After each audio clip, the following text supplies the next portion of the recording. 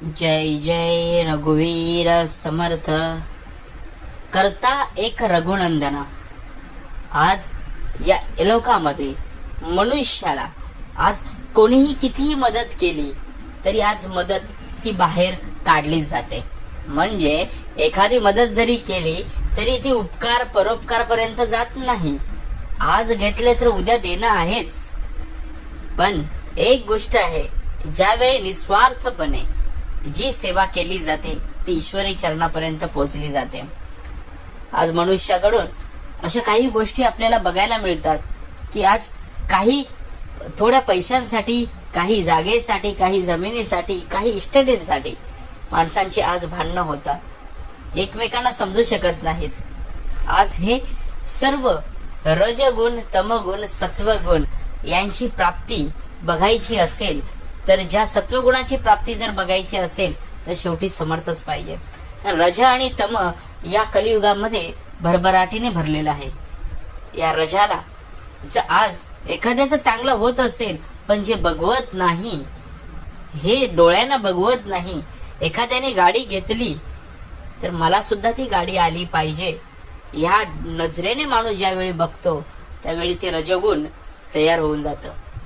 अरे समोरच्याची ज्यावेळी आपण एखाद्याची परीक्षा बघतो की ही व्यक्ती कशी आहे, कशा पद्धतीने राहते, त्या पद्धतीने समर्थ नेहमी म्हणतात की बघ, या जन्मामध्ये 84 लक्ष योनीमधून तुझा जन्म झालेला आहे. तुझ्या प्रत्येक गोष्टीमध्ये तुझ्या कर्मानुसार तुला सर्व काही मिळणार आहे. जे मिळणार त्यामध्ये काही शंका नाही.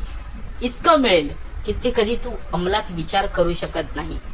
ज्याच्या नजरेखालून गेले ऐसे काहीच नाही उरले. तो देणार आहे, तो देणार आहे, भरपूर भरपूर काही देणार आहे. फक्त घेता आलं पाहिजे. त्यासाठी ईश्वरी सामर्थ्य, उपासना, भक्ती हे असणं खूप काही गरजेचं आहे. ज्यावेळी श्रवण नावाची गोष्ट अंतःकरणामध्ये कमी होऊन जाते त्यावेळी विपरीत गोष्टी झालेल्या दिसून येतात. त्यासाठी प्रत्येक प्रसंगाला सामोरे जाण्याचं सामर्थ्य हे समर्थांकडून मागणं खूप गरजेचं आहे. बाकी काही मागू नका, त्याने भरभराटून दिलेलं आहे. ज्यावेळी तुम्ही लाख रुपयाचा विचार करता त्यावेळी त्यांनी करोड रुपयाचा विचार तुमच्यासाठी केलेला असतो. फक्त आपली मन बुद्धी जी असते ती फक्त लाख रुपयापर्यंतच विचार पोचलेले असतात. प्रत्येक गोष्टीला सामर्थ्य हे समर्थ कृपेनेच असू शकतात.